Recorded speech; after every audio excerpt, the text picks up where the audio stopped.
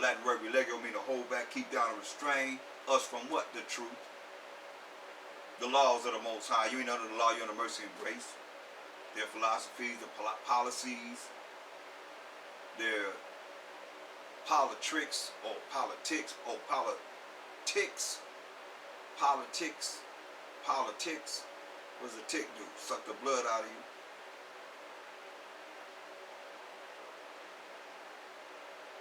You know.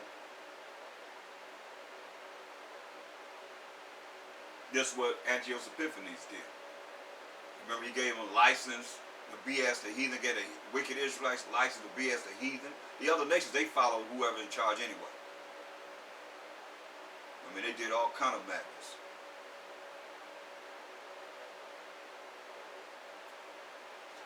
But Antiochus Epiphanes was more wicked than mostly all the other Edomites.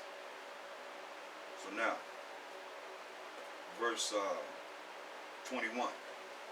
I beheld, and the same horn made war with the saints, and prevailed against them. Now, this is what he done. When you read in the Apocrypha, that's why it tells you evils were multiplied in the earth when they came into power. In 1 Maccabees 1 and 9. 1 Maccabees 1 and 9. This is after Alexander died, and he set up his 4 generals. It says this. And after his death, they all put crowns upon themselves. I mean, they got powers from rulership and authority. So did their sons after them many years, and evils were multiplied in the earth. But you understand this. This evil one, the most wicked one, was Antiochus Epiphanes, who took down the other 3 generals to get their lands. Antiochus the king, verse 10. And there came out of them a wicked root, Antiochus, surnamed Epiphanes, son of Antiochus the king, who had been an hostage at Rome, and he reigned in the 137th year of the kingdom of the Greeks. Okay?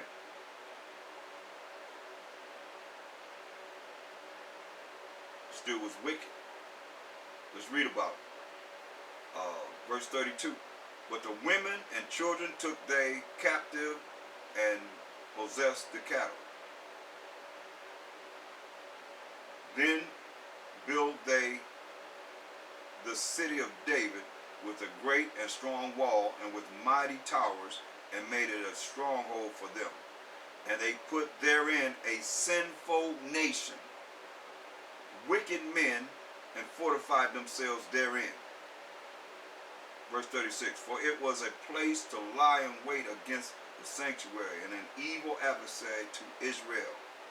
Thus they shed innocent blood on every side of the sanctuary and defiled it. That's what they did. Insomuch that the inhabitants of Jerusalem fled because of them, whereupon the city was made an habitation of strangers, and became strange to those that were born in her. With these other heathens coming in and doing wicked acts upon her altars and so forth. And her own children left her. Her sanctuary was laid waste with like a wilderness. Her feasts were turned into mourning, her Sabbaths into reproach, disgrace, her honor into contempt. Sound like really like how it is right here now, in this day. Sabbath is a disgrace, because people doing the wrong things on the Sabbath. As had been her glory, so was her dishonor increased, and her excellency was turned into mourning. Very sad. Moreover, King Antiochus, this same wicked king, a Greek king, a Seleucus, the Seleucid dynasty, wrote to his whole kingdom that all should be one people. Sound familiar? Sound like the New World Order to me. And everyone should leave his laws. So all the heathen agreed according to the commandment of the king. Because they ain't doing no laws anyway. All the gods of the nations are idols. So all these nations, like I said, they're going to fall right in suit with whoever in charge. Like it says, and everyone should leave his laws.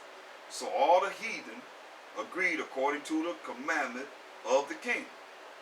Yea, many also of the Israelites, wicked Israelites, consented to his religion and sacrificed unto idols and profaned the Sabbath. For the king had sent letters by messengers unto Jerusalem and the cities of Judah, that they should follow the strange laws of the king, and forbid burnt offerings and sacrifice and drink offerings in the temple, and that they should profane the Sabbaths and festival days, make it unholy,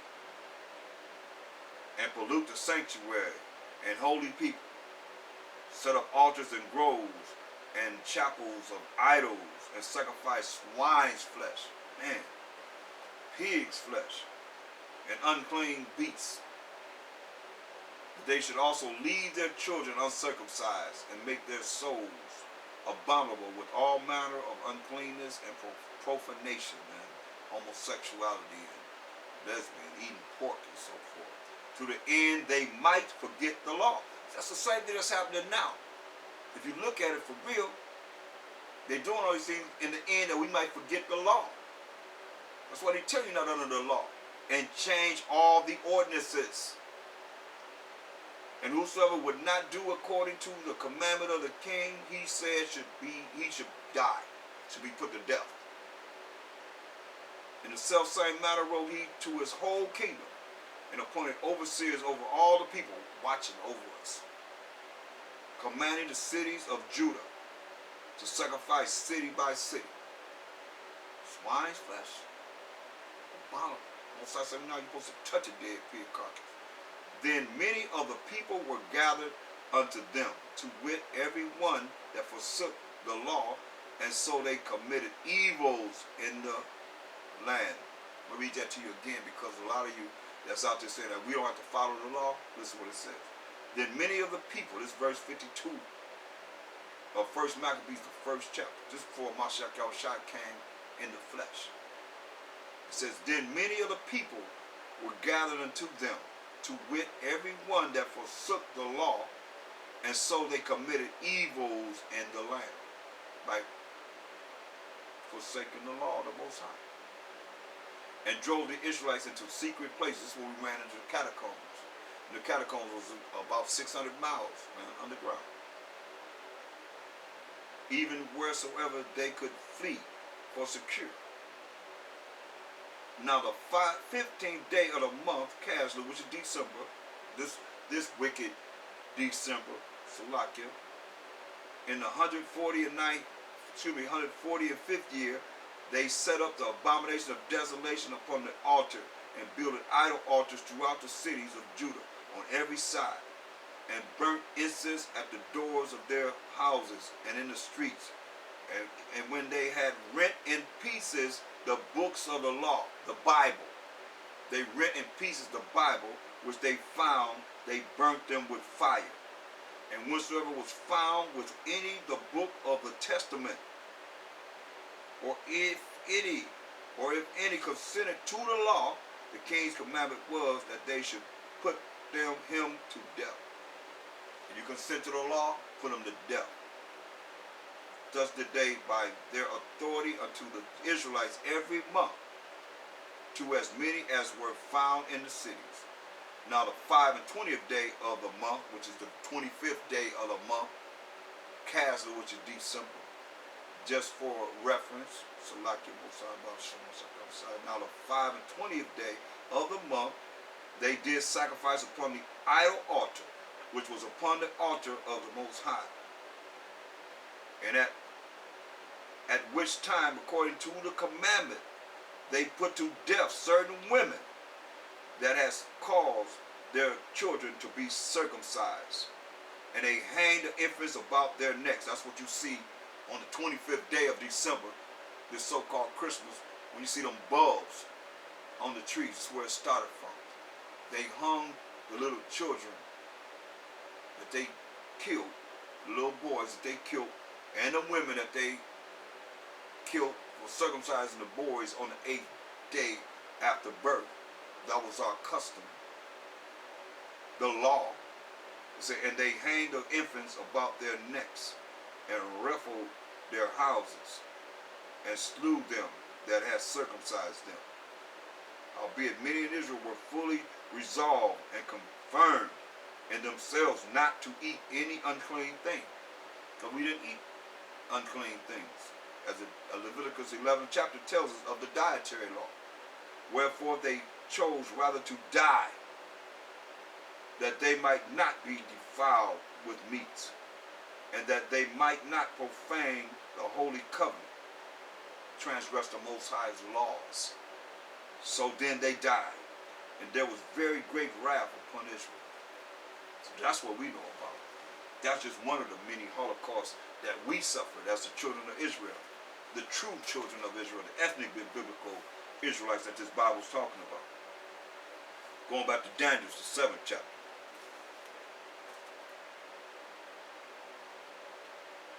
Verse 21.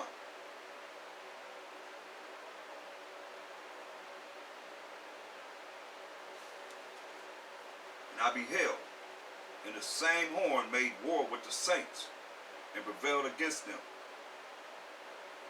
in 70 AD. When the Edomites overthrew Jerusalem.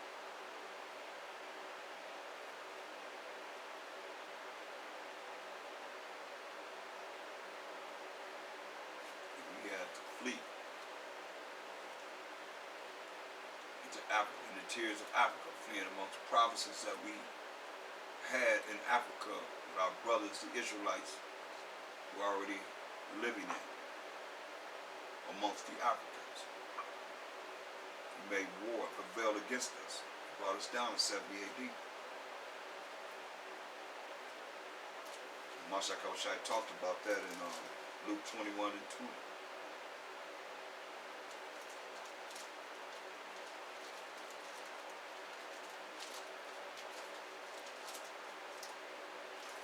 Y'all still with me?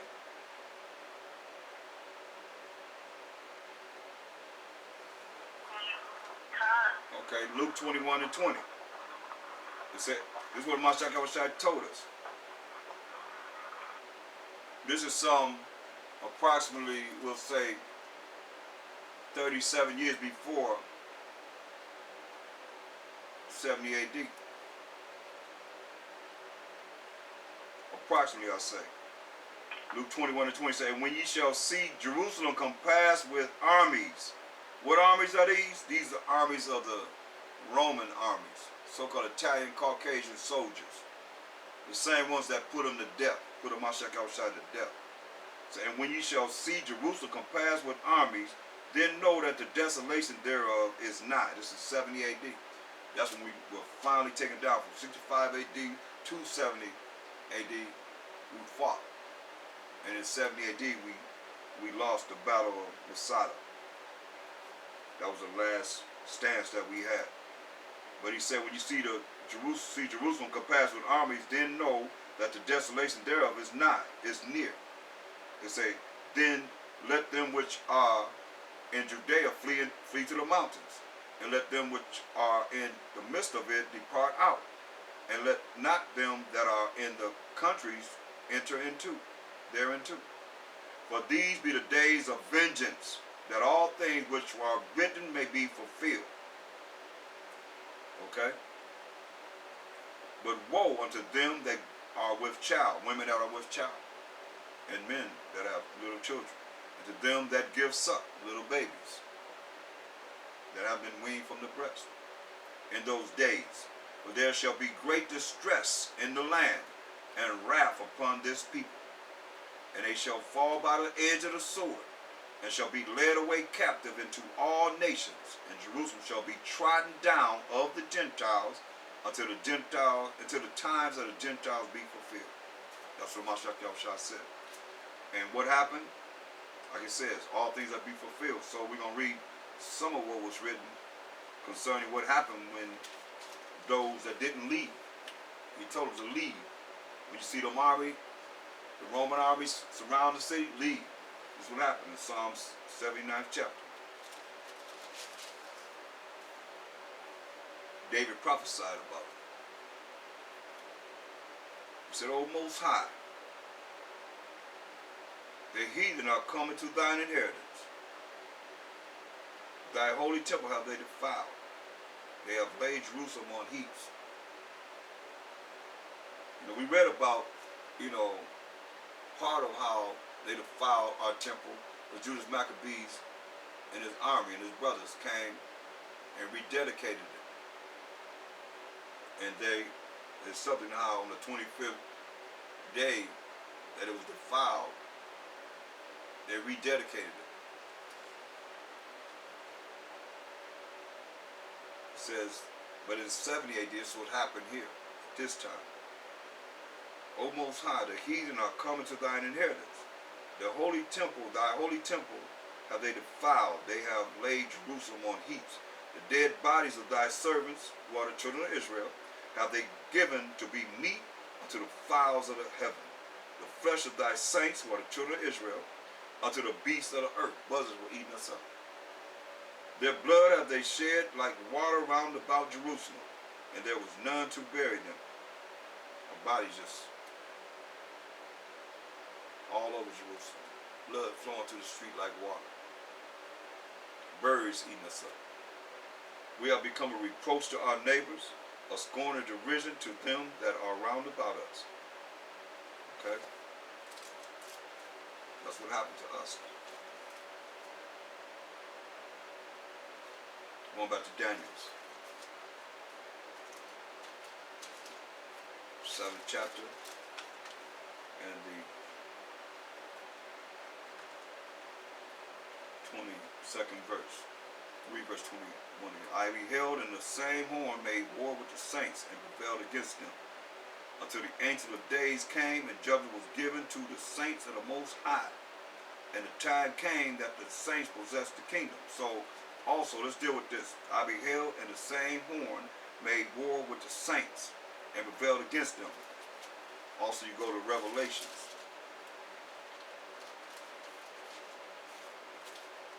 This also coincides with why we have to be in order right now because of this.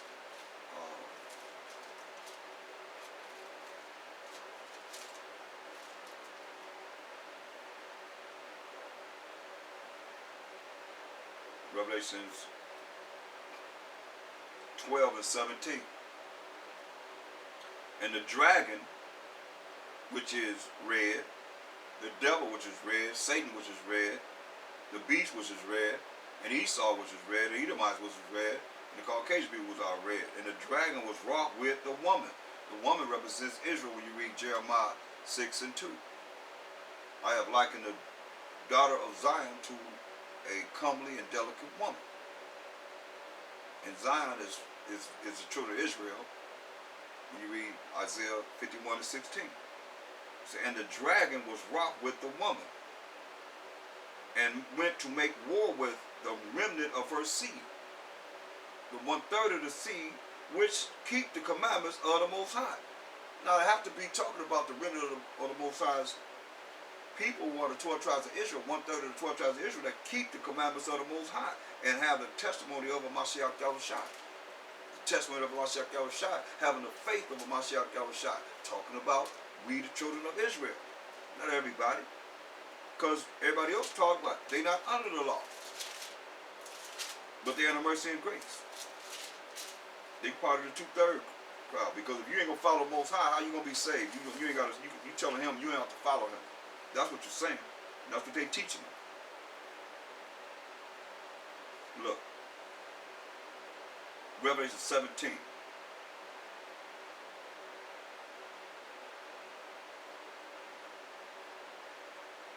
They're gonna attempt to fight Mashiach Yahushua.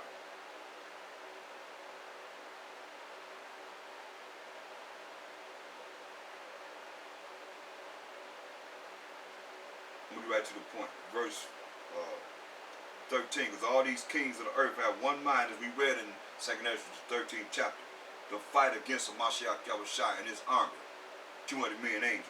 Say, Revelation 17:13, these have one mind, and shall give their power and strength unto the beast, unto America. All these nations will give their power and strength to America, the #1 superpower of the earth. These shall make war with the Lamb, and the Lamb shall overcome them. We already know the end result.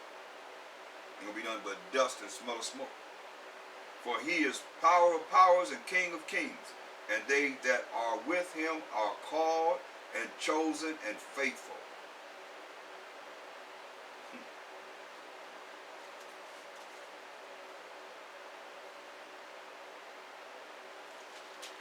Daniel 7:22 again. Until the Ancient of Days came, and judgment was given to the saints of the Most High, and the time came that the saints possessed the kingdom. So we're gonna do a lot of damage. It's not gonna be like revenge. We're not gonna get revenge on our enemies because it's written. It says, and the time came that the saints possessed the kingdom. We're gonna possess the kingdom.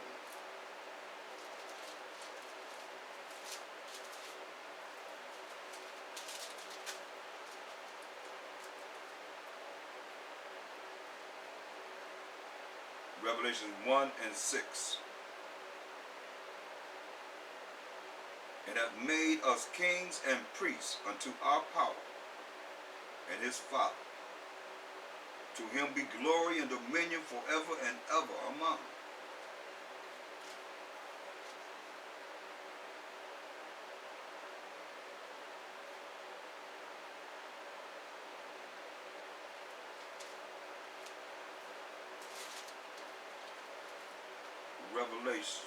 Ezekiel 25.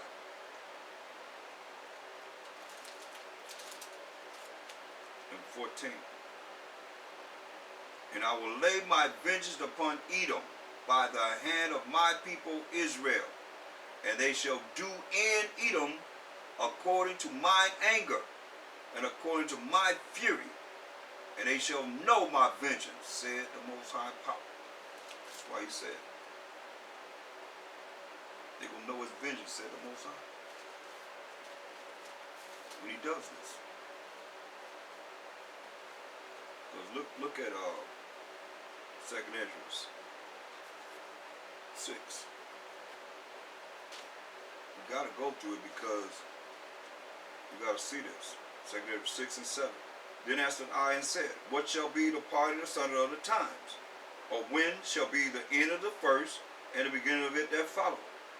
And he said unto me, from Abraham unto Isaac, when Jacob and Esau were born, going all the way back to Genesis 25th chapter, the 25th verse. Esau came out red all over like a hairy garment.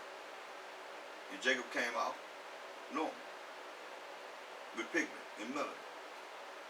And Esau came and said, Aisha, wasted away as he, because he had no pigment, no melanin. Came out like an albino. First one to come out like that. Not the first one to be seen, because Cain was, that mark he put on Cain was leprosy. But he got rid of everybody that was there, except for Shem, Ham, and Japheth, and their wives, and Noah, and his wives. So it says, from Abraham unto Isaac, when Jacob and Esau were born, of him Jacob's hand held first the heel of Esau. For Esau is the end of the world, and Jacob is the beginning of it that followed. There it is. Clear as day. So when you see the Most High said in Ezekiel 25 and 14, and I will lay my vengeance upon Edom by the hand of my people Israel, and they shall do in Edom according to mine anger and according to my fury, and they shall know my vengeance. Who said it? Said the Most High Power of Abraham, Isaac, and Jacob. Okay? Let's continue through this. We almost finished, y'all. We almost made it through.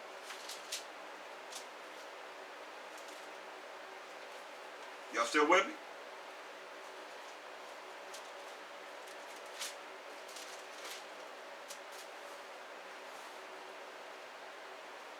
Are you still there? Okay. Daniel 7 and 23. Thus he said, the fourth beast shall be the fourth kingdom upon earth, which shall be diverse from all kingdoms That fourth beast talking about the Roman Empire, and America coming out of the same principles as the Roman, which shall be diverse from all kingdoms, and shall devour the whole earth, and shall tread it down, and break it in pieces. Now, the Romans only conquered the known world at the time. America has conquered the whole earth, and destroyed the whole earth.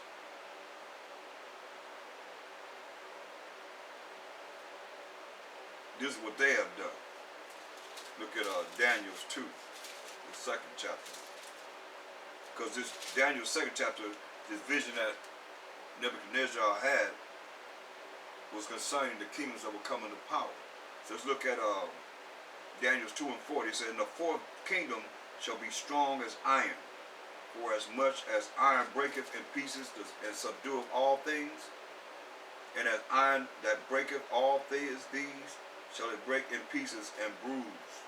You know, America, how does America operate? You don't do what they say, what they do. They bomb you. They bring the sanctions on you, starve you out. Stop anything going in and coming out. Bring levies on every country. They don't go by their rules and regulations. What they do.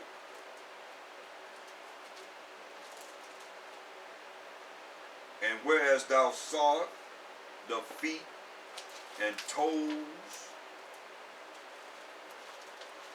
but he had a vision of a man, so you understand what he's saying. You can go over it yourself, but he had a vision of a man. The head, the breastplate, the thighs, and the feet. The kingdoms he's talking about.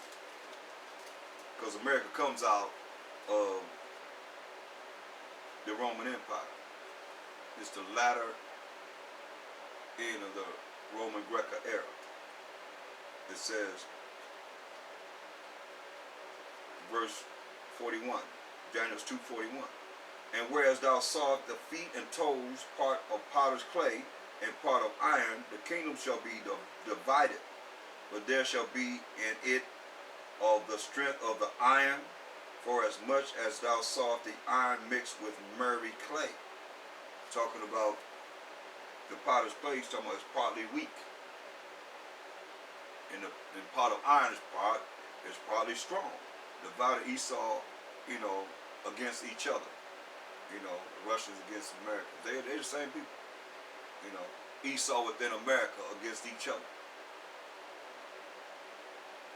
Democrats, Republicans, the liberals, and the conservatives, all against each other. Strength of iron meaning they got a strong military. The strongest military in the world. Verse 42. And as the toes of the feet were part of iron and part of clay, so the kingdom shall be partly strong and partly broken. That's what it's talking about.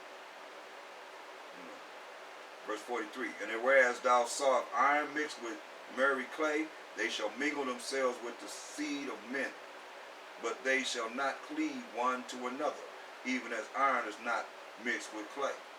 So they try and get everybody to be together. Great melting pot, right? America has all nations here within its borders. The great American melting pot. All nations come to America. But it's not going to gel together. That's why you got all these different, just like a woman in travail, every so often there's somebody that rise up against who? They rise up against their own people. Bombings and so forth. Taking down their own people. Going against each other.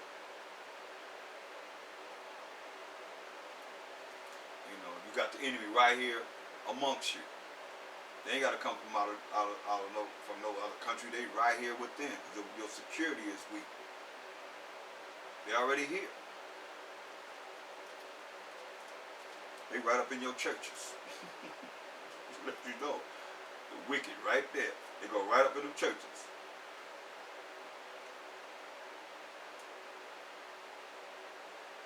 Verse 44. "And in the days of these kings shall the power of heaven set up a kingdom, which shall never be destroyed." This is Mashiach Yahushai's kingdom.